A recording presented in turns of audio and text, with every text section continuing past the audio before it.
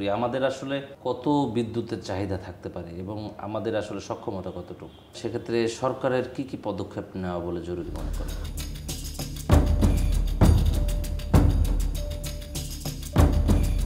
প্রিয় দর্শক, দৈনিক আমাদের সময়ের নিয়মিত আয়োজন হার্ড নিউজ অনুষ্ঠানে আমি আপনাদের সঙ্গে আছি মঈন বকুল, আর আমার সঙ্গে আজকে আমাদের সময় স্টুডিওতে উপস্থিত হয়েছেন দৈনিক আমাদের সময়ের সিনিয়র রিপোর্টার লুৎফর রহমান কাকুন।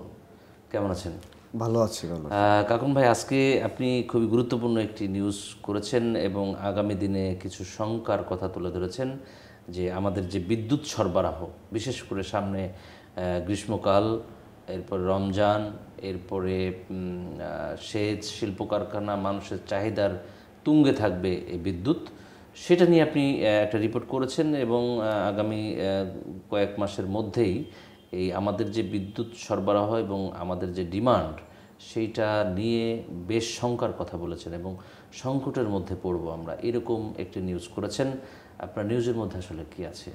আসলে আমাদের সারা বছরের মধ্যে ধরেন আমরা তো শীতকাল থাকে কিছু সময়, আর কিছু একটা সময় গ্রীষ্মকাল থাকে, বিশেষ করে গরমের সময়টা আর কি। আমি যদি গ্রীষ্মকাল না বলি, যে গরমের সময়, এটা ফেব্রুয়ারি থেকে অলমোস্ট শুরু হয়ে গেছে। যেমন ধরেন আজকে মাঘ মাস, বাট মাঘ মাস হলেও কিন্তু এখন বেশ গরম। আগে একটা অনুভব হচ্ছে, মাঘে তো মানুষের মানে শীতের কাপড় পুরো থাকতো, কিন্তু ওয়েদার চেঞ্জের কারণে এটা হয়েছে। তো অলরেডি গ্রীষ্মকাল ধরেন শুরু হয়ে গেছে বলা যায়, এটা মার্চ থেকে শুরু হবে। এই সময়টা আমাদের সবচেয়ে বেশি বিদ্যুতের ডিমান্ড থাকে। এক হচ্ছে সারা দেশে কৃষি সেচকাল চলে, তখন বিদ্যুৎ লাগে, বিদ্যুতে কৃষিতে সেচ কাজ দিতে হয়। যদি বিদ্যুৎ সরবরাহ না করা যায়, তখন সেক্ষেত্রে কৃষকদের ডিজেল কিনে মানে ডিজেল ভিত্তিক সেচ কাজ চালাতে হয়। তা অলমোস্ট এখন সারা দেশেই বিদ্যুতের সেচের সিস্টেমে চলে আসছে। এরপরে আপনার মার্চের থেকে শুরু হয়ে যাবে রমজান। রমজানে কিন্তু আপনার সেহরির সময় বিদ্যুৎ লাগে, সারা রাতই বলা যায় মানুষের বিদ্যুৎ সব জায়গায় একযোগে লাগে। এবং 15 রমজানের পরে কিন্তু আপনার মার্কেট খোলা হয়ে যায়, এগুলো অলমোস্ট 24 ঘন্টাই চলে বলা যায়। সব কিছু মিলে এই সময়টা গ্রীষ্মকালীন সময়ে বিদ্যুতের চাহিদা অনেক বেশি থাকে। এই বছর বাংলাদেশ বিদ্যুৎ উন্নয়ন বোর্ড একটা ফোরকাস্টিং করেছে যে প্রায় 18,000 মেগাওয়াট বিদ্যুৎ এই সময় আমাদের ডিমান্ড হবে। কিন্তু সেই 18,000 মেগাওয়াট বিদ্যুৎ সরবরাহ নিয়ে আসলে মূল চ্যালেঞ্জ। আমার যে নিউজের ইস্যুটা, সে যে সরকার সেই 18,000 মেগাওয়াট বিদ্যুৎ কীভাবে সরবরাহ করবে, সেটা সম্ভব হবে কিনা, সেটা নিয়েই স্টোরিটা লেখা। তো এই সময়ের মধ্যে কিছু শঙ্কার বিষয় আছে, কারণ এই বিদ্যুৎ উৎপাদন এবং সরবরাহের ক্ষেত্রে কিন্তু আপনার জ্বালানির যোগান লাগে। বিদ্যুৎ গ্যাস আমদানি করতে হয়, এলএনজি লাগে, মূলত গ্যাস, কয়লা এবং জ্বালানি তেল, এই তিনটাই মূলত আমদানি করতে হয়।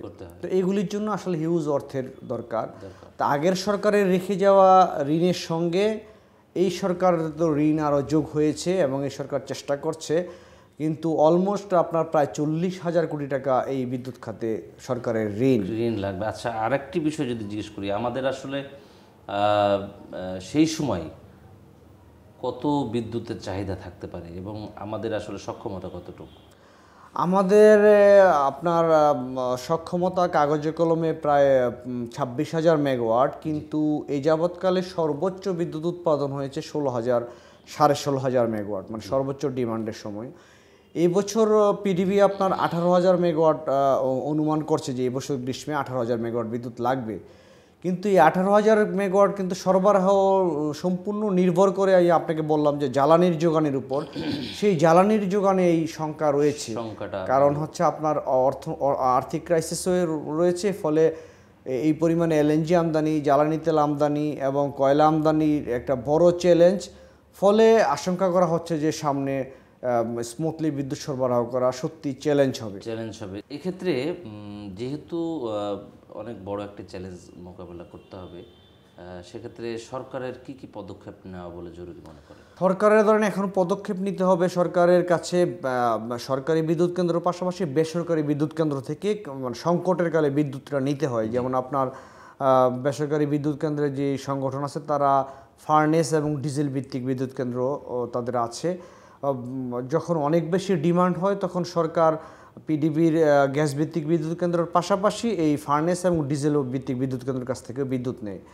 এখন বেসরকারি বিদ্যুৎ কেন্দ্রের যে সংগঠন ইন্ডিপেন্ডেন্ট পাওয়ার প্রডিউসার, তারা সরকারের কাছে অলমোস্ট 10,000 কোটি টাকা পাবে। তারা সরকারকে বলেছে যে অন্তত এই সময় তাদের 3,000 কোটি টাকা দিলে তারা সেই টাকা নিয়ে তেল আমদানি করবে এবং মার্চে যখন প্রচণ্ড ডিমান্ড তারা সাপ্লাই দিতে পারবে, কিন্তু তারা সেই টাকাটা পাচ্ছে না। তারা সরকারের সঙ্গে, আমি কথা বলেছি তাদের সঙ্গে, তারা সরকারের কাছে সেই টাকাটা ডিমান্ড করেছে, কিন্তু তারা বলছে যদি সরকার এই 3,000 কোটি টাকা তাদের না দিতে পারে তাহলে তারা গরমের সময় সরকারকে সাপোর্ট দিতে পারবে না। তাহলে এখানে একটা বড় ক্রাইসিস। তারপর হচ্ছে আপনার গ্যাস ভিত্তিক বিদ্যুৎ কেন্দ্রে প্রায় 2,500 মিলিয়ন ঘনফুট গ্যাসের ডিমান্ড করেছে তারা, কিন্তু পিডিভি সর্বোচ্চ হয়তো 1,000 মিলিয়ন ঘনফুট দিতে পারবে। তাহলে গ্যাস ভিত্তিক বিদ্যুৎ কেন্দ্র আমার মানে চাহিদা অনুযায়ী হবে না, হবে না। কয়লা ভিত্তিক বিদ্যুৎ কেন্দ্রের ক্ষেত্রেও জটিলতা রয়েছে, কারণ যেই পরিমাণ কয়লা আমদানি করতে যে পরিমাণ টাকা লাগবে সেই টাকারও একটা সংকট রয়েছে। ফলে কয়লা ভিত্তিক বিদ্যুৎ কেন্দ্রের যে সক্ষমতা, সেইখানেও যদি পর্যাপ্ত কয়লা আমদানি এবং সরবরাহ করা না যায়, সেখানেও যথেষ্ট পরিমাণে বিদ্যুৎ উৎপাদন নাও হতে পারে। ফলে 18,000 মেগাওয়াট যদি ডিমান্ড হয়, সরকার যদি 15-16,000ও করতে হয়, সেক্ষেত্রে তো 2-3,000 মেগাওয়াট একটা লোডশেডিং বা ঘাটতি থাকবে। এক্ষেত্রে সরকারের বাইরেও বা দেশের বাইরেও কিন্তু দেশের বিভিন্ন জায়গা থেকে মানে বিশ্বের অন্যান্য দেশ থেকে, বিশেষ করে আদানি এবং নেপাল থেকেও মনে হয় কিছু বিদ্যুৎ সরবরাহ করা হয়। তো তাদের কাছ থেকে কোনো সহযোগিতা পাবে কিনা?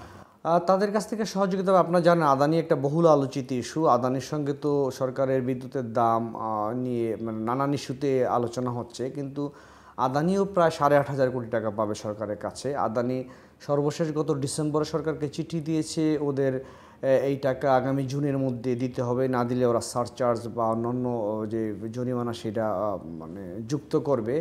এবং আদানি কিন্তু আপনার পাওনা টাকা না পাওয়ার কারণে অলরেডি ওরা ওদের যে 1600 মেগাওয়াট সরবরাহের কথা সেটা কিন্তু কমিয়ে এনেছে। তো সেক্ষেত্রেও কিন্তু তাদের টাকা দিতে হবে। আদানি যদি তার পাওনা টাকা না পায়, সেক্ষেত্রে যদি সে আরও বিদ্যুৎ কমিয়ে দেয়, তো আমাদের সংকটটা তখন আরও একটু বাড়বে। হ্যাঁ, তা সরকার নিশ্চয়ই এইসব বিষয়গুলি, আমরা আশা করব যে এইসব বিষয়গুলি সমাধান করে গরমে এবং গ্রীষ্মকালীন সময়ে এবং রমজানে মানুষকে কিভাবে স্বাভাবিক সরবরাহ করা যায় সেই চেষ্টা করবে। জি, লুৎফর রহমান কাকন, আপনাকে অসংখ্য ধন্যবাদ। আপনি খুবই গুরুত্বপূর্ণ কিছু বিষয় আলোচনা করেছেন। প্রিয় দর্শক, আজকে আপনারা শুনছিলেন যে আগামী মার্চ থেকে আমরা হয়তো বিদ্যুৎ সংকটের মধ্যে পড়তে পারি এবং ভয়ঙ্কর একটা বাস্তবতার মধ্যেও পড়তে পারি। তো আজকের আমাদের এই নিউজটি, গুরুত্বপূর্ণ নিউজটি যদি আপনারা পড়তে চান, তাহলে অবশ্যই দৈনিক আমাদের সময়ের পত্রিকা অথবা অনলাইনে চোখ রাখতে হবে। আজ এ পর্যন্তই। আগামীকাল নতুন কোনো অতিথি, নতুন কোনো ইস্যু নিয়ে আপনাদের সামনে হাজির হব। সে পর্যন্ত সবাই ভালো থাকুন, সুস্থ থাকুন এবং দৈনিক আমাদের সময়ের সঙ্গী থাকুন।